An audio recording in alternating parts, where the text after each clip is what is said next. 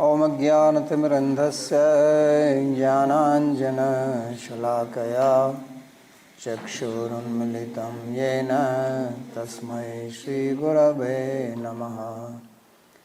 वन्देऽहं श्रीगुरोः श्रीयुतपदकमलं श्रीगुरुं वैष्णवांश्च श्रीरूपं साग्रजातं सहगण रघुनाथान्वितं तं सजीवं साद्वतं सावधूतं परिजनसहितं श्रीकृष्ण चैतन्यदेवं श्रीराधा कृष्ण पादान् सहगण ललिता श्रीविशाखान्वितांश्च। हे कृष्णा करुणा सिंधो दीनबंधो जगत्पते गोपेश गोपिका कांत राधा कांत नमोस्तुते। तप्त कांचन गौरांगी राधे वृंदावनेश्वरी वृषभानुसुते देवी प्रणमामि हरिप्रिये। नमो महावदान्याय कृष्णा प्रेम प्रदायिने कृष्णाय कृष्णा चैतन्य नाम्ने गौरत्विषे नमः। पंचतत्वात्मकं कृष्णं भक्तरूपस्वरूपकं भक्तावतारं भक्ताख्यं नमामि भक्तशक्तिकं। श्रीकृष्ण चैतन्य प्रभु नित्यानंदा श्री अद्वैता गदाधर श्रीवासदि गौरभक्तवृंदा। हरे कृष्णा कृष्णा कृष्णा हरे हरे हरे राम राम राम हरे हरे। जन्माद्यस्य यतोऽन्वयादितरतश्चार्थेषुभिज्ञस्वराट् तेने ब्रह्महृदाय आदिकवये मुह्यन्ति यत्सूरयः। तेजो वारिमृदां यथा विनिमयो यत्र त्रिसर्गो मृषा धाम्ना स्वेन सदा निरस्तकुहकं सत्यं परं धीमहि। नारायणं नमस्कृत्य नरं चैव नरोत्तमं देवीं सरस्वतीं व्यासं ततो जयमुदीरयेत्। स्वस्ति अस्तु विश्वस्य खलः प्रसीदतां ध्यायन्तु भूतानि शिवं मिथो धिया। मनश्च भद्रं भजतादधोक्षजे आवेश्यतां नो मतिरप्यहेतुकी। श्रीमद् भागवत के इस सत्र में आप सभी का स्वागत है। We welcome you to this class on Srimad Bhagavad Gita. We are studying chapter 2, verse 26. In the previous few verses, Bhagavan Sri Krishna spoke about Atma, that it is eternal, it is immutable, it is unborn, it does not deteriorate, it does not grow in size. That's why there is no need to grieve about it. Because Arjuna's main question was, how can I kill my superiors? If I kill them, I will incur sin.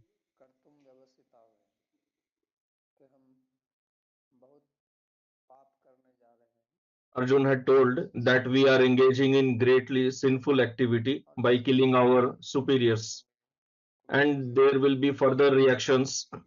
The women will become polluted. And Arjuna said that he had fallen into dejection. He was lamenting, and out of lamentation he sat down on the chariot.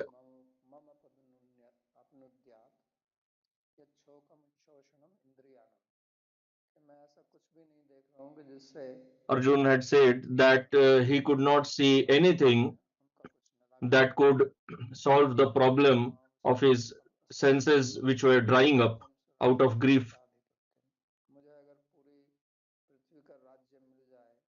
He said that if he would have been given sovereignty over entire earth and the heavens, then also his grief would not go away, because his grief was due to the impending death of his relatives. Although that's why Bhagavan said that nobody dies, so there is no need to grieve. But this topic is not so easy to understand because we do not have such experience of Atma. We only understand the body and we experience this world through the body only. And we see people are born, people die. So, from that point of view, also, Bhagavan says that there is no need to grieve.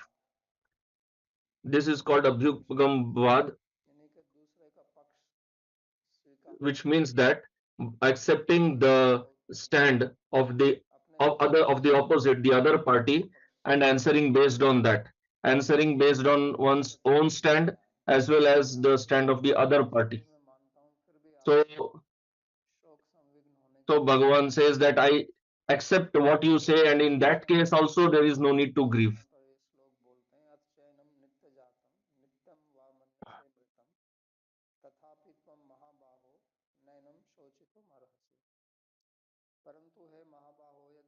Translation: But, O mighty armed one, if you consider the self to be subject to constant birth and death, even then you should not grieve on this account.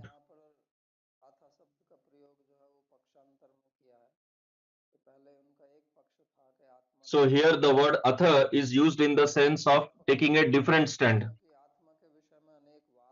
because there are different philosophies related to Atma. There is Bodhavad who says that Atma is Kshanika, it is Gyan Swarup, and it is changing constantly. It is not stable. This is one point of view. The other one is that of the philosophers of Charvak who say that this body itself is Atma. So body is there in one stable, but it is changing. Then there are other philosophies also that Atma is born along with body. Although body is not the Atma, but when body is born, then Atma is also born, and when body dies, Atma also dies. This is one philosophy. One more philosophy is that when this world is created, that time Atma is born, and when the this world is destroyed, that time Atma also dies. So like this, there are many points of view, various philosophies.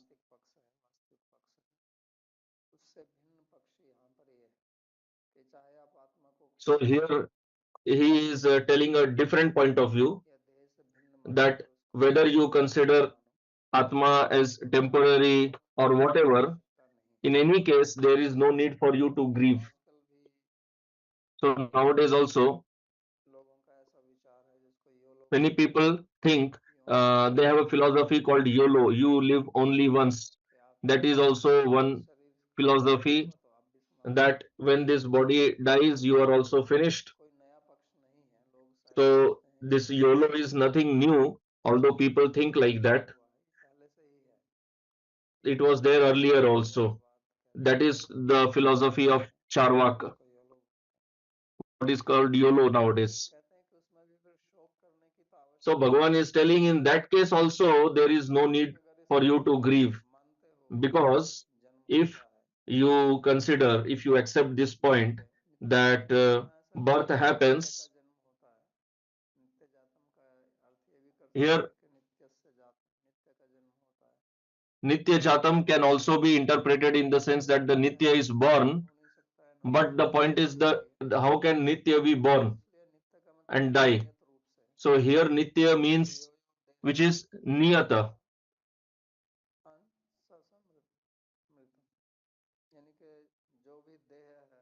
meaning that whichever body is there, and when the body is born and that is Atma and that dies, so that is referred here as Nitya Jatam.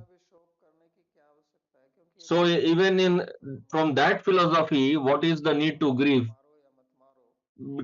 Because you kill it or don't kill, it is anyway going to be destroyed. So that is why whether you consider it temporary, uh, mutable, if it is not eternal, if it is temporary, why do you anyway grieve for it? It is as if suppose you buy a machine, let's say you buy a watch. So one day that watch will break down, and if you do not buy watch, if you buy a pot will break earlier compared to a watch.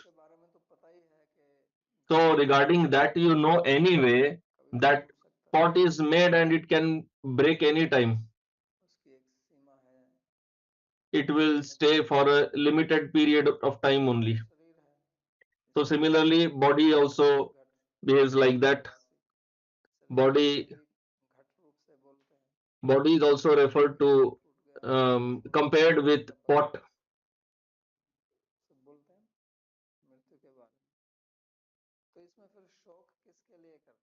So the point is, for whom are you grieving?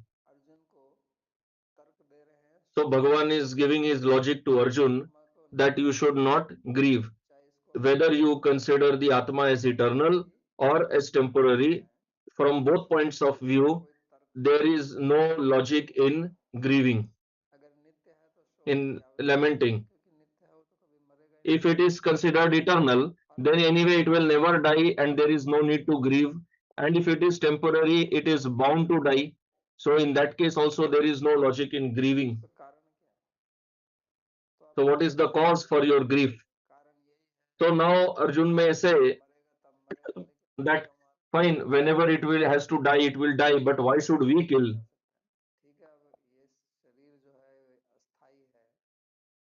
So Arjun may say that okay, I accept that body is temporary, it will anyway die. So does that mean that we go and break it? If pot is not eternal, does not mean that we break the pot with a stick. Whatever time period it has to sustain, let it sustain. Why should we destroy it before it's destined time to get destroyed? So why should we kill our friends and relatives? If somebody's pot breaks and any other object breaks, that person feels bad that it has broken and now I have to buy a new one. So Bhagavan is telling that this all this happens by karma.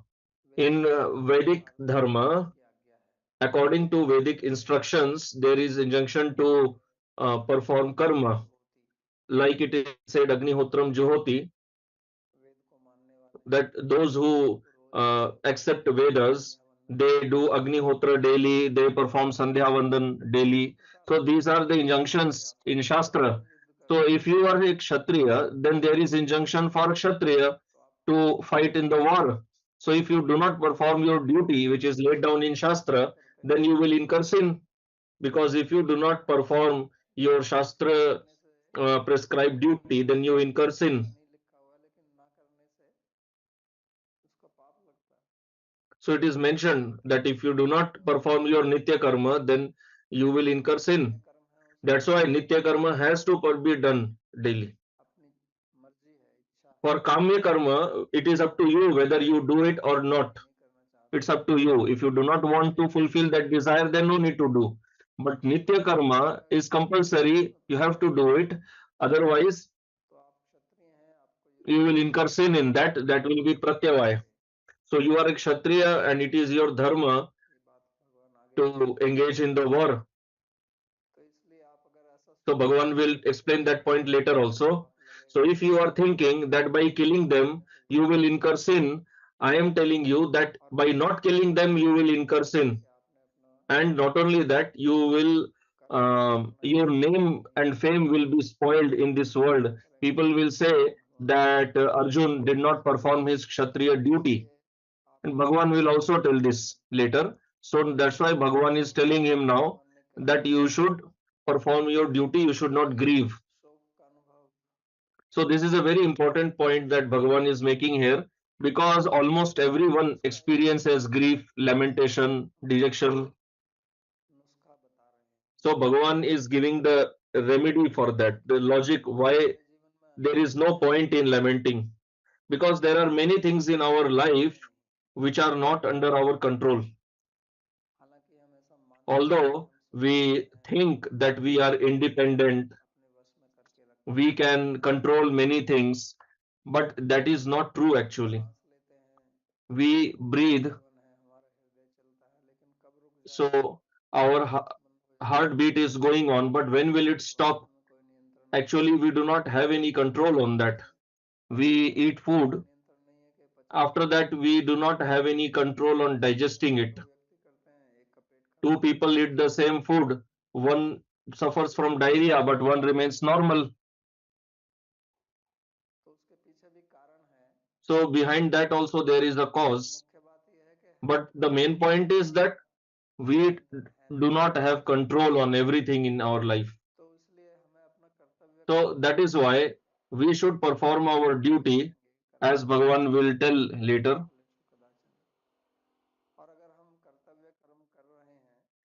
If we are performing our duty, then we should not worry about sin. Bhagavan has told that if you perform your duty, there is no sin in that. But that duty should be performed without the aham bhav, the feeling of doership, the feeling of karta. So death anyway happens. Death happens in many ways. For some people, we say there was akal mrityu, means the person died. It had met an untimely death. But when an old person dies, people say that he was anyway about to die. But if somebody dies in accident, then we say that he met an untimely death. So actually, that untimely death does not mean that it happened suddenly. That was also predestined only, because death is predestined.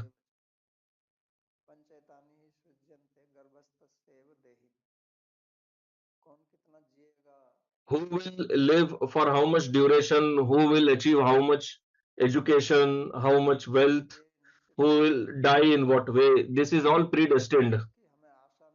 But because we did not expect an untimely death, we generally think that person dies in old age. That's why we call it akala mrityu, untimely death. In Shastra, it is said there are 100 ways of death: drowning in water, meeting accident. So this untimely death is also predestined only. We should not grieve for that also. So regarding this, there is a story in Mahabharata. There was a king. His name was Suyagya. He was a great, very powerful, influential king, very courageous king. He was very well known, and he was very much loved by the subjects in his kingdom, and he also loved the people very much. So once his neighbor, the neighbor king, he had a war with the king of the neighboring kingdom. So in the war he died. So now there was time for the funeral rites, and his queens were grieving. They loved him. They used to love him very much. So the queens were crying, and this was time for his funeral. So they were not allowing his funeral to take place. So there it is said that Yamraj, he came in the form of a child, and he told the queens that, "Oh queens, why are you crying?" So he came in the form of a small child. So when a small child speaks something, some words of wisdom, then people get attracted. That such a young boy and he is uh, teaching Shastra. Sometimes we see that children also do Bhagavad Katha. They are known as Bal Vyas. So people become very much attracted to them. So uh, The queen said that we are crying because our husband has died. So Yamraj said that, how come you say that he has died? He is here only. So they said that no, he is not our husband. This is the body of our husband. So then Yamraj asked, where has your husband gone in then? So they said that the Atma has gone. So then Yamraj said, this is anyway the body, then why are you crying for this? This will anyway start rotting. And when it will anyway rot, then why don't you let it to burn? So Yamraj, by counter questioning only, he brought the queens to this understanding that this body must be burnt, because the queens themselves said that the Atma has gone away. And Yamraj had told them that if this body is your husband, then why are you crying? Take it to in your home. So then they understood that the child is speaking the truth. What he is speaking is correct. From tomorrow, this body will start rotting. So if it is anyway about to happen, it is anyway going to get destroyed, then why to wait? Let us perform the funeral ceremony. So that is why, according to karma, everyone faces death and birth. So for we anyway cannot stop it. So this is one point of view, one stand. Bhagavan explains from this point also. Another point is that we can also consider this verse in this way, that the eternal Atma, what is Janma, what is birth? The relation of the Atma with the body. So this is birth. Although Bhagavan has told earlier that body, uh, that the person does not die, there is no death. But when we speak of birth, that is when one gets relation with the body. So this is Nitya Jatam. Nitya Jatam can be understood in two ways. One is Niyata, that it anyway keeps happening. So this is a Vyapti. Wherever there is smoke, there is fire. So wherever there is birth, there is death. And second meaning of Nitya is that Nitya can be applied to Atma also. That if Atma is Nitya, and Janma, birth is nothing but its relation with the body, and when it gets separated from the body, that is death. So that anyway happens. So why do we have to lament? Why do we have to grieve for that? Because all the relations which are there with the material objects, whenever they will inevitably be separated. Anywhere you see, whether it is meeting of people or meeting of material objects, any two objects or two people, two jivas, if they are meeting, then that meeting itself tells you that there will be separation. And from when their meeting started, from that time only their separation has also started. The moment meeting happens, separation also starts from that point of time. So this is about to happen. But our focus is always on the meeting, not on the impending separation. If we love somebody, our friends, relatives, then we derive pleasure in the sanyoga, in our relation, in our meeting with them. But we should also remember that every moment we are getting separated from them, and one day that separation will get completed. Like if you are going to some place, every step that you are taking towards that place, but when you take the last step, then you say that now I have reached that destination. But that last step is not the only cause in reaching that place. Every step that you took from beginning, each of those steps is the cause for reaching that destination. So that's why separation happens. We call death as separation, but that death is happening every moment. When we are born, that time only death is also born. There is a verse in Srimad Bhagavatam like this.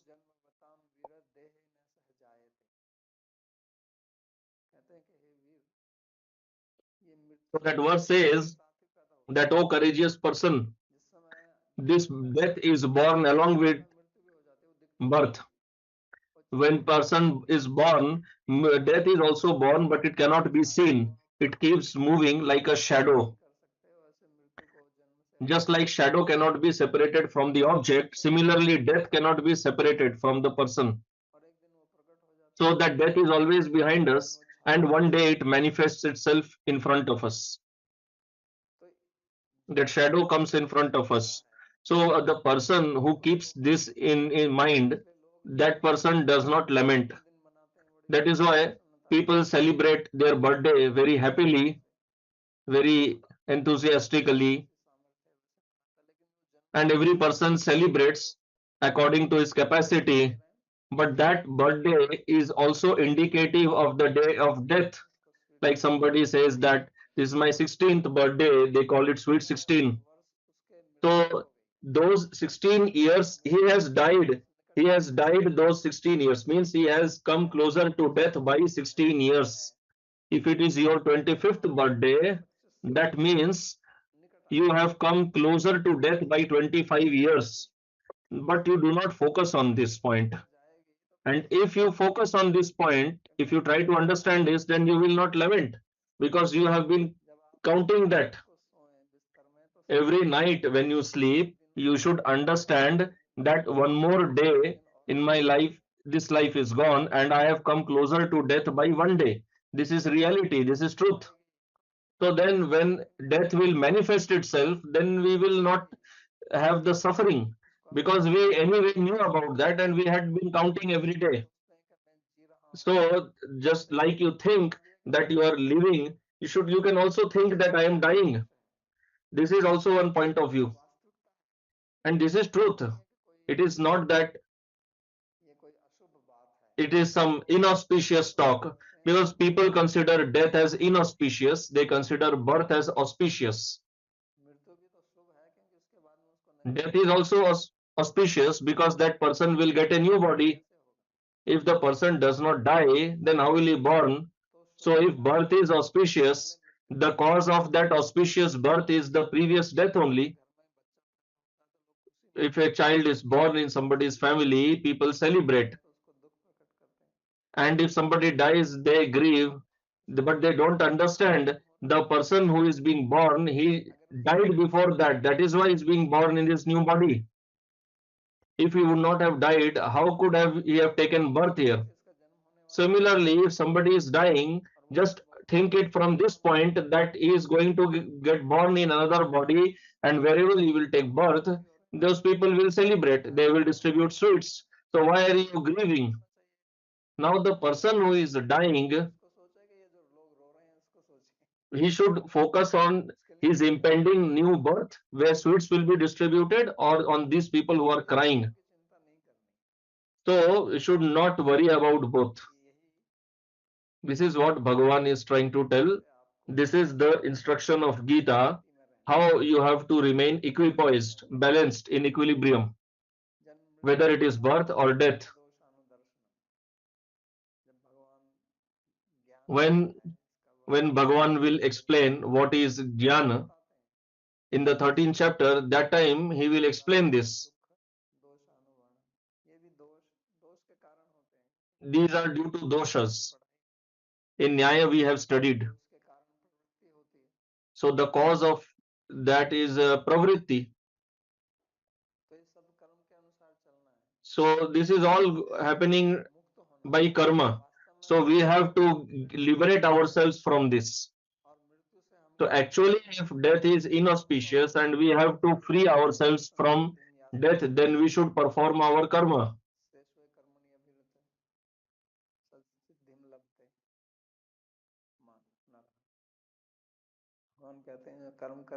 Bhagavan explains that do your karma. If you keep lamenting in this cycle that I will die, then you won't become free from death by lamenting anyway. Whether you are from the side of Charvak, Vedantis, or Naiyayiks, anybody, nobody can stop death. So that's why Bhagavan is telling that you are Mahabaho, you are mighty armed, you have huge arms, you are very powerful. So why are you behaving so foolishly? Being even though you are mighty armed, why don't you understand what I'm trying to explain? So in one way he is explaining to Arjun, in other way he is also mocking at Arjun. So Arjun is his brother-in-law. So there sometimes there may be some jokes or things spoken in a lighter mood between brother-in-laws. So Bhagavan is telling that you are a mighty armed person and you are speaking like a foolish child. So Bhagavan is not telling that do not grieve. Bhagavan is telling that you do not deserve to grieve. If there is a very big person, very rich person, and if somebody goes there, a beggar goes there, and the person gives 10 paisa, it's a matter of great embarrassment. When Vamandev went to Bali Maharaj and he asked for 3 steps of land, so Bali Maharaj felt very much embarrassed that what is he asking? I am the Lord of the 3 worlds, and he is asking just for 3 steps of land. So he told that ask for that, ask in such a way that you will never have to ask again in your life. So Bhagavan is thinking that he is a mighty armed person and he is behaving like a fool. He is thinking in such a petty, insignificant manner. So you are a mighty armed person. The Kshatriyas, when they go into the war, they are always ready to die. One who laments for death, how can he come on the battlefield?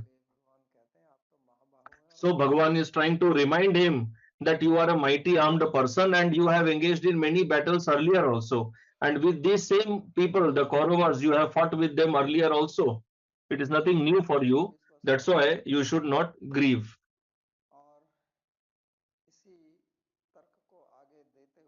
Now Bhagavan continues this logic in the 27th verse.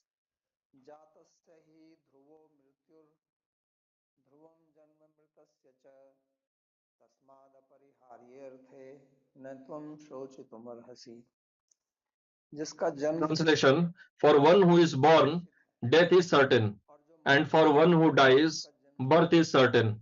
Therefore, you should not grieve over the inevitable.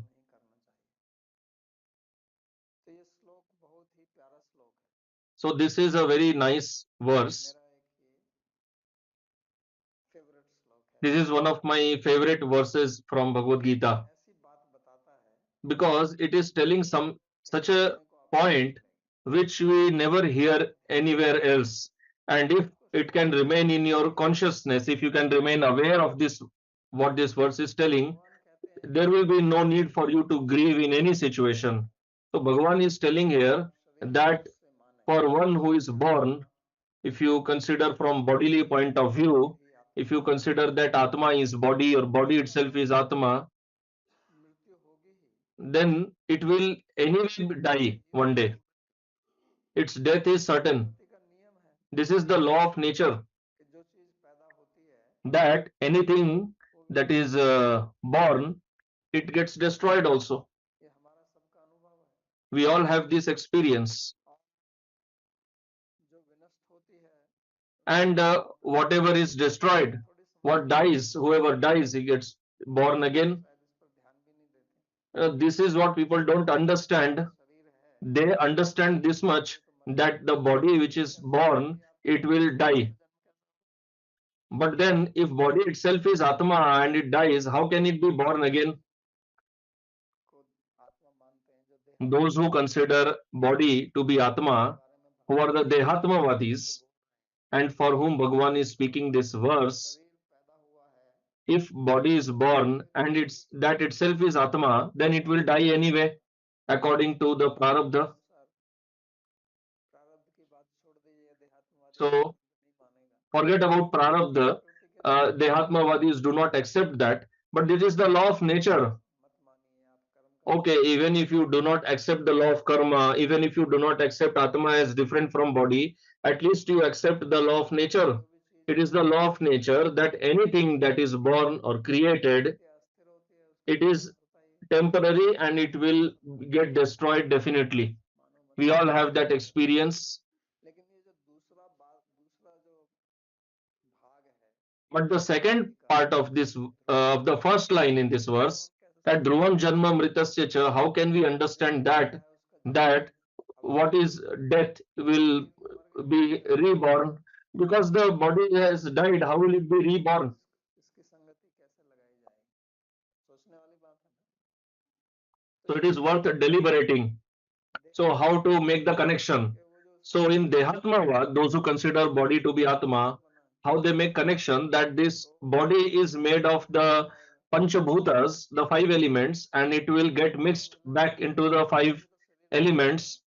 Then from those five elements, other bodies are also created. फिर किसी और का शरीर बनेगा So then some other body will get created, इन्हीं के पृथ्वी तत्व meaning जल तत्व that the earth element, water वायु element, तत्व air element, fire ये element. तत्व अपने Body is made of all these elements, and they शरीर get mixed back into the original elements. And when again one new body is created, it is born from the mother's womb. खड़ा There also these elements only come back. फिर वहां कुछ पौधा पैदा हुआ कोई So, like let's say a tree घास has पैदा died हुई and it gets mixed in the soil. गाय पैदा Now हुई one तो गाय plant देखो is born, तो घास जो उस or let's say there is grass and the cow eats that grass क्योंकि पृथ्वी का and the चक्कर cow gives birth to a calf. तो इसलिए So Prithvi those elements are only getting transferred from one body to another, whether you accept it or not. तो जातस्य ही ध्रुवम So that's why Bhagavan is telling that uh, और one who is इस born हिसाब will से definitely die.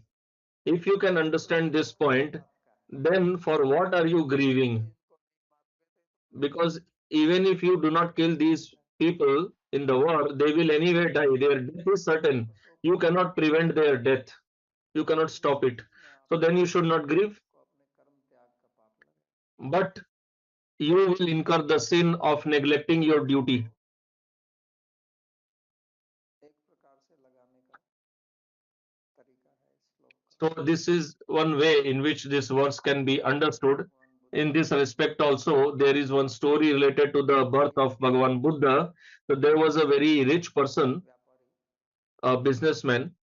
बहुत धनवान बहुत He अच्छा was very rich and his business was going on very well. बहुत His सुंदर wife was very धार्मिक well behaved, cultured, civilized, very religious. उनके एक पुत्र हुआ So a son was born सज्जन था to them. The son was also very well behaved, very जब obedient. बड़ा हुआ So when तो he उसने grew up, शादी की so his parents got him married सुंदर to the daughter of another businessman, and पवित्र his queen was also, the wife was also very तो well behaved, cultured.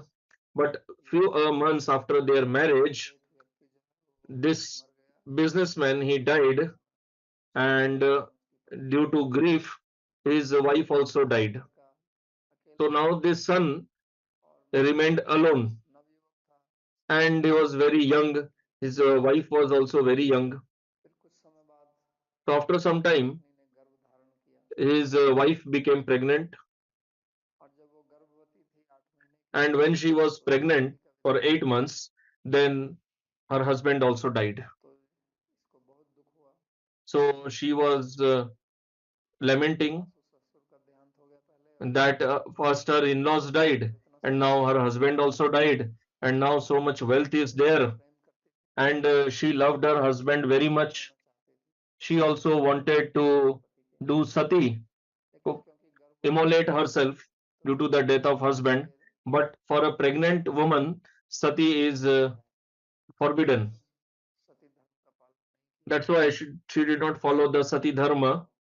So a son was born to her, लड़का बहुत सुंदर था वो and the son was very beautiful, प्रीति थी उसकी क्योंकि और कोई and संतान नहीं she had lot of preeti for her son. थी उसी में उसका मन लगा रहता था लेकिन जब वो 5 वर्ष का हुआ तो एक सांप ने उसको डस लिया So she was immersed in thoughts of her son only, but then तो one जब day he died out of snake bite. हुआ So she was suffering so much, as if वही her whole world got destroyed. आप थोड़ा एक अंदाजा लगा सकते हैं कि किसी So you can now imagine उसका how एक much बेटा a mother will suffer. Son died, husband died, in-laws died. सारा वैभव जितना धन दौलत था All सारा this, शून्य संसार ही शून्य दिख रहा था। all this wealth, property, everything. She was seeing the whole world as vacant माँ for बहुत her. विलाप कर रही थी, रो रही So थी। she was crying very much due to the death of her son. She was not able to understand what to do. उस गांव में बुद्ध आए। So Buddha Bhagavan Buddha came there because he was कहा wondering. कि ये बहुत So people said चमत्कारी व्यक्ति that है। he is a very magical personality. Go out and meet him. Maybe he can uh, जुड़ा रहता है, make your पता नहीं bring life back into your son's body. प्रेरित कैसे कर सकता है। So when a person लेकिन is जब attached, आस्था की किरण it doesn't understand that how can a dead body तो get life back again. But wherever that उसको person लेकर gets some ray of hope, Buddha के पास गई और उनके the चरणों person में wants प्रणाम that. किया। So this lady went to Buddha Bhagavan ने उसको Buddha, कहा she paid तुम क्या लेना obeisances to चाहते हो। him, and तो उन्होंने Buddha कहा asked him that what do you want? इस बच्चे की मृत्यु हो गई है, क्या आप इसको And she जीवित कर told that सकते हैं। my son has died. Can Buddha ने you कहा कि हाँ कर bring सकता him हूँ। back to life? So he said that yes, I can do that. प्रसन्न हुई। So the lady became so happy. देखिए So the संसार में Buddha anyway उसको knew समझाना कठिन that it था, is not possible, but लेकिन बुद्ध he बहुत devised a plan to explain to her. Intelligent. That's why Buddha means very intelligent. तो उन्होंने कहा हाँ मैं कर सकता हूँ। तो इस So he said that yes, I can do that. का इसको So जीवित the करो, lady was very सारा happy. वैभव She जितना said धन that दौलत। please bring him back to life. तो उन्होंने कहा Whatever wealth I have, I will give you everything. So he said that no, I don't need your जीवित wealth, करने के लिए but in order to bring him back to life, आवश्यकता I पड़ेगी। need some mustard क्योंकि आपने seeds. सुना होगा कि जो ओझा Because you must have heard, उपयोग करते हैं ना भूत भूत उतारने के लिए, so for removing ghost and all, आज people भी use mustard उपयोग seeds. करते हैं, भूत को बुलाने के लिए भी तो सरसों का प्रयोग होता For bringing ghost also, है। जब maybe कोई they मरता use है that. तो भूत बोलते हैं, प्रेत One who dies is भूत called a का अर्थ bhoot. होता है मृत। Bhootgan is used for one who has died. It's called bhutatma, mritatma, pretatma. तो उनका मेरे को चाहिए सरसों, So he said that I need mustard. वो तो मैं अभी लाती हूँ, हमारे घर So में she said that let me bring. I have lot of mustard in my home. So he said that खरीद no, के लाना। you cannot bring from your home. You have हमने तो to कभी किसी से कुछ मांगा नहीं है, bring by begging from somebody मंदिर else. में जाके करो। But I have never done that. She said I have never done that, but for my son I can do that. So he said that go and bring Buddha ने mustard seeds from somebody's home. So she went. उनका कि इस बच्चे को यहीं छोड़ जाओ, So he said इसकी that सांस leave नहीं ले सकती। your son's body here only. तो So बुद्ध she ने said that कहा no, कि I ठीक have है, to carry him with me. I will not leave him here. So Buddha said that there is one condition. कहता है कि वो She said, what is the condition? घर से लाना So है, Buddha replied that you have to bring mustard from such a home where nobody ever तो died. उन्होंने कहा ठीक है। So the lady said, okay. नहीं बैठा So गया her mind was not working actually क्योंकि वो इतनी शोक संदिग्ध थी, because she मन was में इतनी lamenting शोक so भरी much थी। that her दौड़ते दौड़ते गांव में गई, mind was not functioning properly. कहा कि So please she was running and she was मेरे को begging in mustard every seeds home, लाएगा तो मैं please give me some mustard seeds. My तो लोग कहते son will come back to life. तो So उन्होंने they were ready to कहा give him whatever amount तो उन्होंने she कहा wanted, but she just took one handful. कि आपके घर में किसी की So, मृत्यु तो नहीं but हुई, then she was asking in those families, please tell, मृत्यु तो हुई has anyone ever died in your मर family? गए अभी 2 साल पहले, So they said that yeah, somebody died maybe 1 year back, in some case, 2 years back. तो जिस भी घर में So गए every house that she was किसी going, की तो in मृत्यु every हुई है, home, somebody has died at some point or the other. दूसरे गांव So में from morning to evening, she was roaming around in different villages, every कोई home, मिल जाए। and she was hoping at least I will find one home ऐसा like नहीं that. मिला, But she did not get even one home like that, where तो फिर वो nobody has ever चली died. गई बुद्ध के पास, So then in the evening, कि ले आई सरसों तो she came back शादी to तो कर दी। Buddha, तो उसने and कहा कि then सरसों तो ले आई, Buddha said that give the mustard, I will bring your son back to life. आपको एक मुट्ठी So चाहिए। she said that no, I did not get even one handful of कहता है mustard देने के लिए seeds. तो सब तैयार थे, So he was surprised how. So she said that no, everyone was ready to give, but I did not find even a single home where no one has ever तो died. Buddha ने कहा कि इससे आप क्या समझते हैं। So Buddha asked him, what did you learn from this? तो इसको समझाया कि Then सबके घर she में came to her senses and मृत्यु realized होती है, और that death happens in everyone's family and death happens to everyone. आपके ससुर की So मृत्यु then हुई, Buddha आपकी said that मृत्यु हुई, your father-in-law died, your mother-in-law died, आपके your husband died. पिताजी की मृत्यु नहीं Do you think that your father will not die? आप सोचते हैं आपकी मृत्यु नहीं होगी? Do you think that you will not die? मृत्यु सबकी होती है, Death happens to everyone. होगी, जातो So this जातो is what मृत्यु Buddha also told her. जन्म मृतस्य। तो इसलिए जब सब मृत्यु होती ही है So तो when उसको death is anyway bound to मरने happen, के अर्थ why to न तो grieve मृत्यु मरने से, unnecessarily for that? क्योंकि शोक करने से आपको प्राप्त क्या Because होगा? by grieving, what will you शोक करने obtain? से Do you gain? हाँ अगर Do you stand to gain anything by grieving? आपको कुछ लाभ If होता है by grieving तो फिर आप you दूसरे लोगों को make लाभ some देने के benefit, लिए then you can hire other people also to grieve. That I will give you this much money, please grieve on my behalf. Many times it happens in India that many people, when some death happens in their family, they bring people on hire to cry. तो पैसे Because देने their के own लिए crying is not sufficient, so they give money to others to cry से ही for them. आपको सफलता मिल जाती है, So if you become successful by grieving, हटाई जा सकती थी तो बहुत लोग मिल जाएंगे शोक करने then वाले, there will get many people who are ready to cry, who are ready to lament. क्या Go फर्क to पड़ता है? internet. Nowadays, what funding people do, there is crowdfunding. बहुत शोकिंग कर रहे हैं, So you can do crowd lamentation, crowd grieving, शोक करें हमारे लिए, that we want to collect some people who will grieve for us, who will तो cry शोक for करेंगे us. आप, So some people you will get them क्या definitely होता है हमारे लिए शोक करने से? daily 2 hours. Please grieve for तो us शोक for से two कुछ hours. होता नहीं है, So nothing happens by grieving. हानि ही होती है, It क्योंकि जब is आप शोक करते it हैं simply brings loss, काम नहीं करती है, because when we grieve, बुद्धि our भी काम नहीं करती, intelligence stops functioning, our body stops functioning properly. जीवन We cannot perform our daily duties. Our life changes.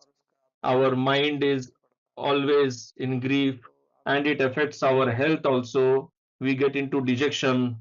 युक्त व्यक्ति क्या कर सकता है? So a dejected person, what can he do? He can't do anything. कोई लाभ नहीं होता, So nobody stands to gain anything by कुछ फायदा lamenting. हो सकता है तो Yeah, ठीक है, if you लेकिन होता नहीं है। gain something by lamenting, then तो lament. हम कहते हैं कि But you शोक won't करने gain से कोई anything. लाभ नहीं That's why होता, Bhagavan is telling that you way do not चिंता करते हैं, deserve to grieve. शोक के साथ में So आप चिंता को भी लगा लें, always remain in anxiety.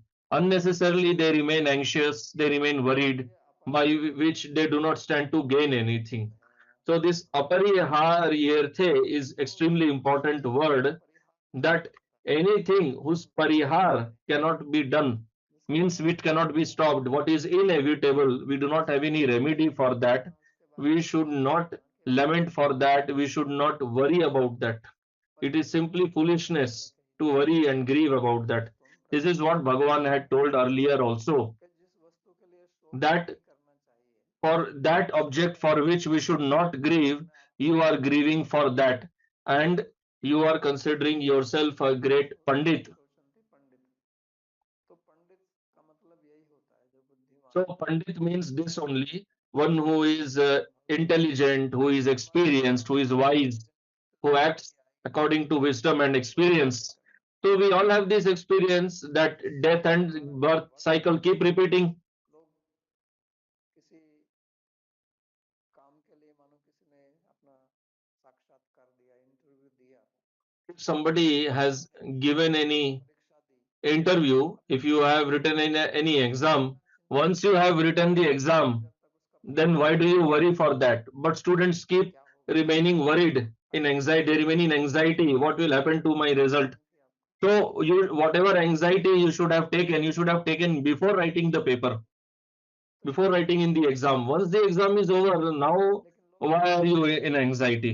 किसी का कहीं But काम के लिए इंटरव्यू people है, remain in anxiety. If somebody has a job interview, किसी somebody has appeared for an नौकरी exam, के लिए, तो उसमें चिंता रहेगी जब तक then परीक्षा का रिजल्ट until नहीं and आता, unless the result is declared, the students remain in anxiety. ये बुद्धिमानी नहीं है। This is not इसी को intelligence. भगवान यहाँ पर बता रहे हैं कि तस्माद That is what Bhagavan is trying to explain here, न तुम शोचित that therefore you do not deserve to grieve. इसको अगर हम ध्यान में रखेंगे तो हम So कभी if we remain aware about this truth, में नहीं होंगे, तो ये then we will never fall into grief. So this is a very nice साधारण verse, श्लोक and है, एक दो श्लोक it's हैं worth याद करने के memorizing.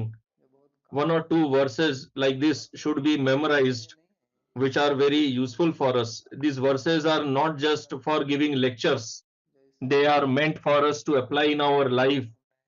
We have entitled this lecture series as Bhagavad Gita and Our Life. So the objective is to apply the teachings of Bhagavad Gita in our life. If you remember this verse, if you remain aware about this verse, no matter whatever happens to you in your life, you will always remain happy. And Bhagavan Sri Krishna himself is the living proof, the example for that. From his birth onwards, he faced so many troubles and challenges, but he never cried, he never lamented, because it always happens. Because most of the things in our life are not under our control. Our life, our breath, our heartbeat, that is also not under our control. It can stop anytime. Then what else can we control? But we try to control every person. We want that everyone should work according to our own desires. Our own mind is not under our control, but we want to control others.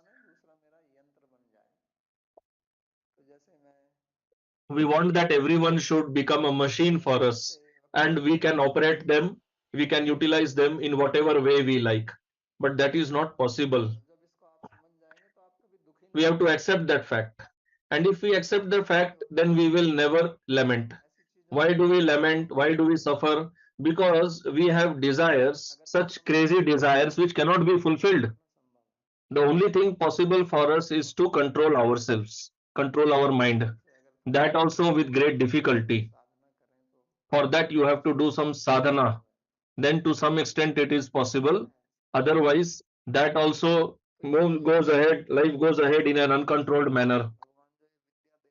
So, if we can absorb or digest this teaching of Bhagavan, this teaching of how to remain peaceful, remaining balanced, you will not get this teaching anywhere else, that how you can live peacefully. And for this, you do not have to spend money. People spend so much money attending all kinds of seminars, taking teachings from such life coaches and all kinds of therapies. So this is the best therapy that Bhagavan is giving. But then we have to apply this in our life, not just that we simply hear and it's over. We have to apply it in our life. Like when we eat food. If the food plate is simply remaining in front of you and you do not eat it, then will that food nourish your body? Similarly, this knowledge, after hearing, we have to digest this knowledge. Then we will become strong. So we have to apply it in our life. That is why this verse is very nice, worth memorizing.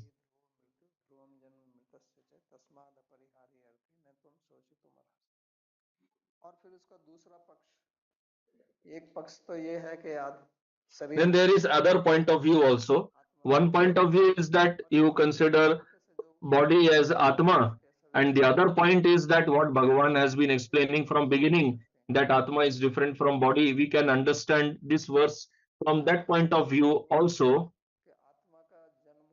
that Atma is born, meaning that when we say Atma is born, it means that Atma has now relation with the body. Atma comes into that contact, and now Atma will be separated from the body. And when there is separation, later again there will be union also. They will meet.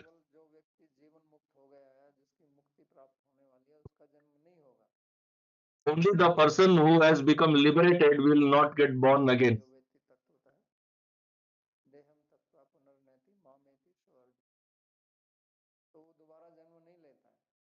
So that person is not born again.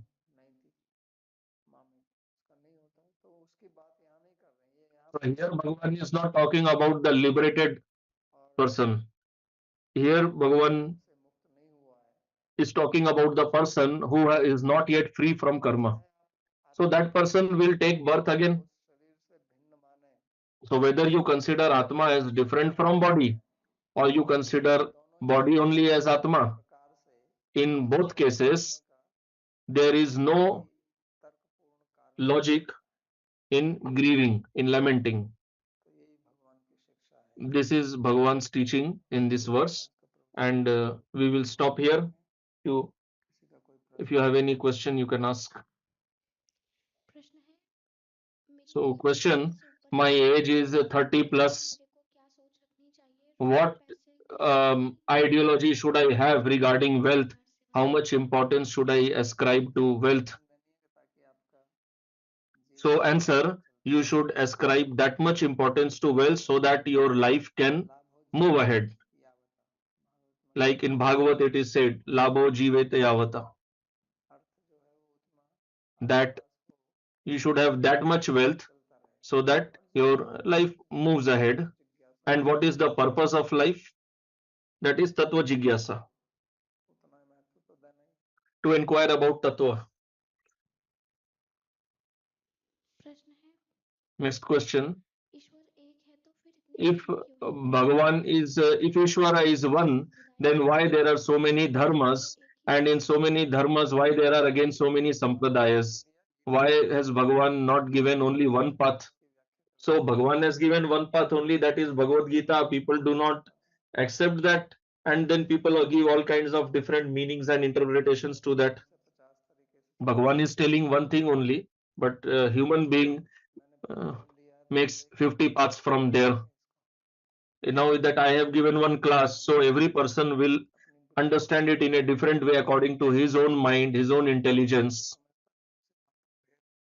So accordingly he understands, and then differences come up.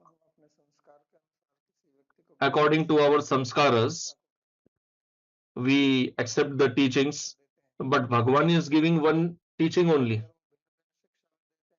And even if Bhagavan gives multiple teachings, that is because he knows that people have different capabilities to understand.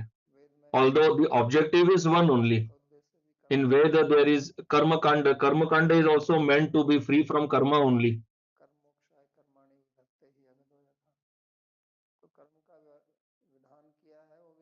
The Karma Marga that Bhagavan has given, it is also meant to become liberated from karma only. But because people have different levels of intelligence, according to one's level of intelligence, Shastra explains to that person.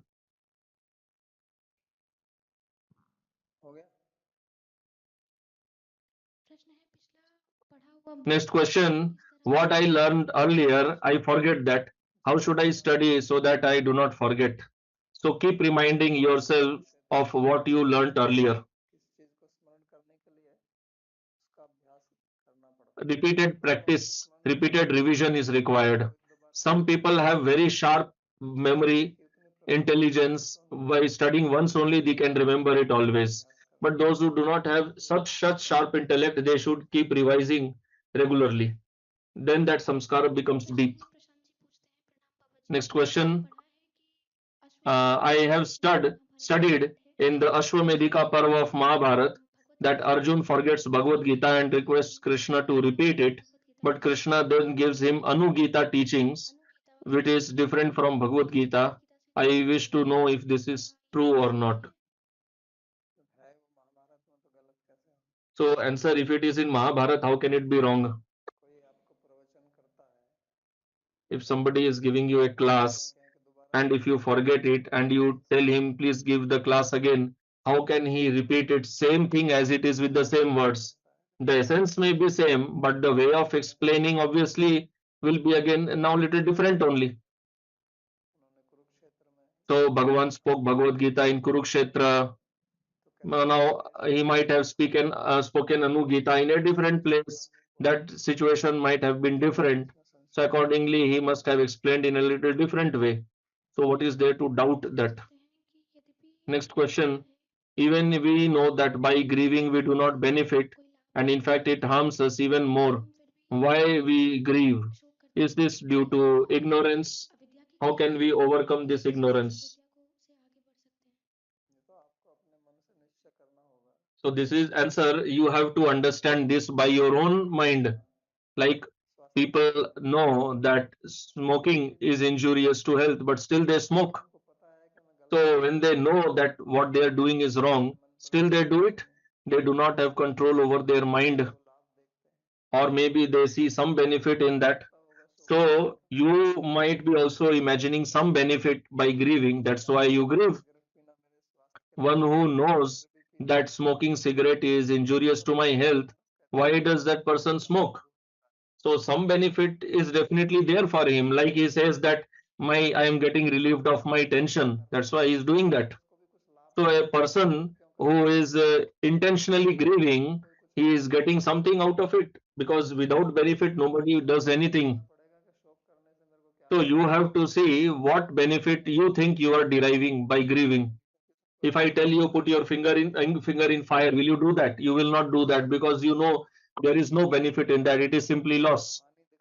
So where we see loss, there also, if some benefit is there, we do that. So then we have to understand what benefit is there. It is simply, it is in reality, or it is simply our imagination. Am I qualified to get this benefit? Should I actually do this or no? You have to analyze properly. जी पूछते कहते हैं कक्षा Next में question. महाराज जी यदि परिणाम Uh, शिक्षा यदि परिणाम शिक्षा if और education, ज्ञान पर wealth, आधारित है longevity तो मैं यह कैसे are जान सकता हूँ कि predestined, मुझे then कितनी how should I understand and or decide that till how long I should endeavor? So endeavor is not predestined. So you don't have to fix that for certain time. So what is predestined? So there are two things in our life. One is our endeavor and one is the karma phala. What is predestined? So that is predestined, that will happen. But in that situation, what I have to do, that depends on me. So many situations come in our life. So those situations come up by Daiva, they are predestined by our karma.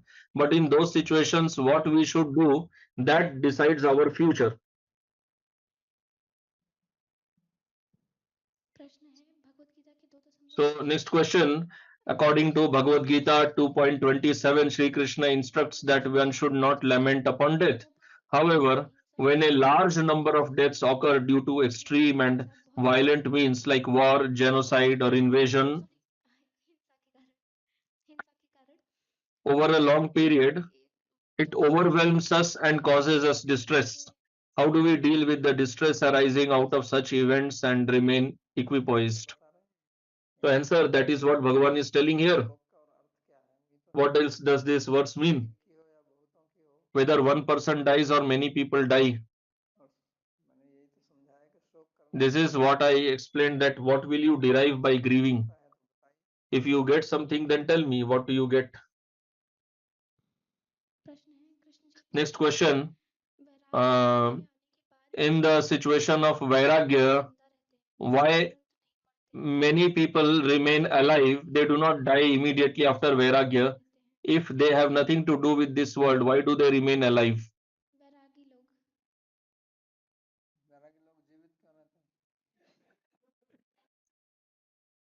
So the question is, why do renunciates live? So are you asking that renunciates should die immediately? So maybe they are not dying because their renunciation is not complete. When their renunciation will become complete, they will die. So they are living to practice that vairagya.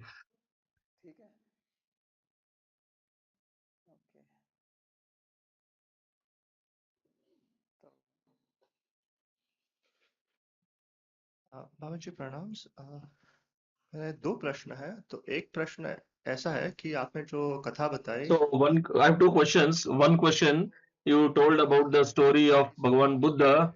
It is true that if there is nobody in whose family no one has died, but if a 5-year-old child has died, that is not so common in many families. So if the 5-year-old child died, that grief might have been due to that death. So the question is, what Bhagavan is telling here, if the death happens timely, then there is not much grief. But if it happens untimely, then there is lot of grief. So then how is Bhagavan's teaching applied in this case of untimely death? So Bhagavan is telling that answer. Bhagavan is telling that one who is born, his death is certain. In this verse, Bhagavan is not telling who will die at what time. That death may happen any time. Bhagavan never said that you will die only after completing 100 years of age. It, one can die after 5 days of birth also. One can die 5 minutes after birth also.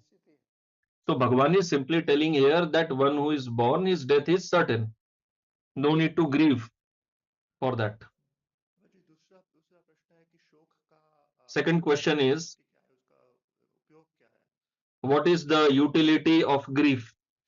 So answer, grief has no utility. तर्क बोल सकते हैं कि So counter question, if somebody gives logic कुछ कर लेगी that if we grieve, that राजा फिर बाद में सांप को सब मार कुछ तो इफेक्ट हो जाएगा अगर कोई शोक करेगा कोई उदाहरण दो ठीक से if there will be grief, somebody will be influenced and will do something for us. जो So example, एक जैसी थी like if there was a plague in Europe Covid महामारी भी थी तो and then there was COVID, फिर उसके many people died. कुछ After that, कि government manufactured vaccines. ऐसा नहीं करते हैं नहीं So do you think the vaccines were manufactured due to people grieving? Would they not have manufactured vaccines if people would not have grieved? तो तब वो vaccine develop If there would have been no grief, then government would not have manufactured vaccines or what? इसलिए करते हैं कि लोग Grief is not for that. Grief is due to attachment. बूझ के नहीं करते हैं People do not grieve intentionally. That grief happens due to attachment. का विषय समाप्त हो गया इसलिए शोक And then that subject of attachment has died. The Vishaya has died. So that's why there is grief. So that's why Bhagavan is telling that that separation is bound to happen. We live under the assumption that separation will never happen, that we will never get separated. Now our family members will not get separated. So that's why I explained that wherever there is Sanyoga, there will be Viyog. Where there is union, separation is bound to happen. But people do not think about that. That's why Bhagavan is explaining this. ठीक है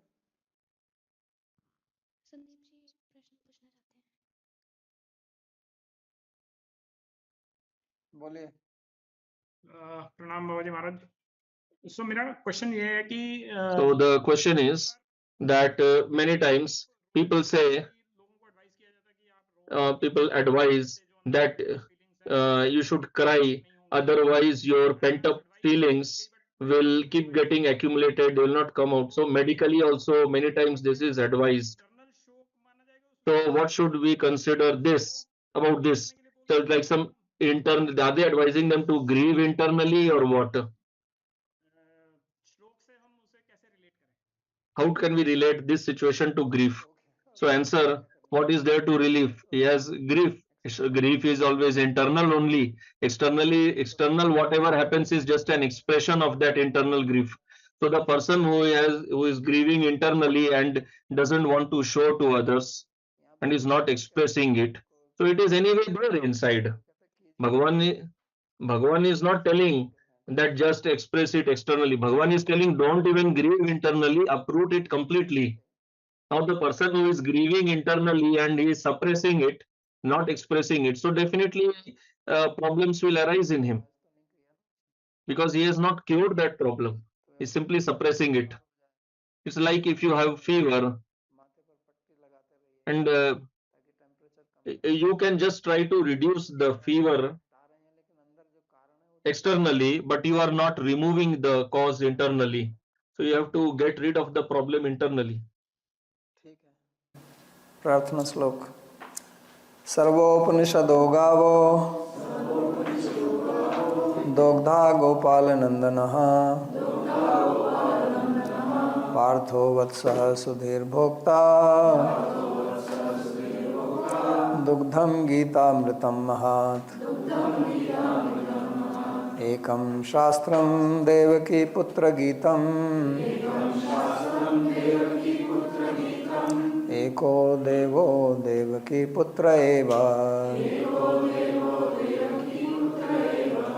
एको मन्त्रस्तस्य नामानि यानि कर्माप्येकं तस्य देवस्य सेवा कार्पण्यदोषोपहतः स्वभावः पृच्छामि त्वां धर्मसम्मूढचेताः यच्छ्रेयः स्यान्निश्चितं ब्रूहि तन्मे शिष्यस्तेऽहं शाधि मां त्वां प्रपन्नम् यत्र योगेश्वरः कृष्णो यत्र पार्थो धनुर्धरः तत्र श्रीर्विजयो भूतिर् ध्रुवा नीतिर्मतिर्मम कृष्णाय वासुदेवाय देवकी नंदनाय च नंदगोपकुमाराय गोविंदाय नमो नमः। नमः पंकजनाभाय नमः पंकजमालिने नमः पंकजनेत्राय नमस्ते पंकजंघ्रये। भवे भवे यथा भक्ति पादयोस्तव जायते तथा कुरुष्व देवेश नाथस्त्वं नो यतः प्रभो। नाम संकीर्तनं यस्य सर्वपाप प्रणाशनम् प्रणामो दुःखशमनस्तं नमामि हरिं परम्। हरि ओम तत्सत्।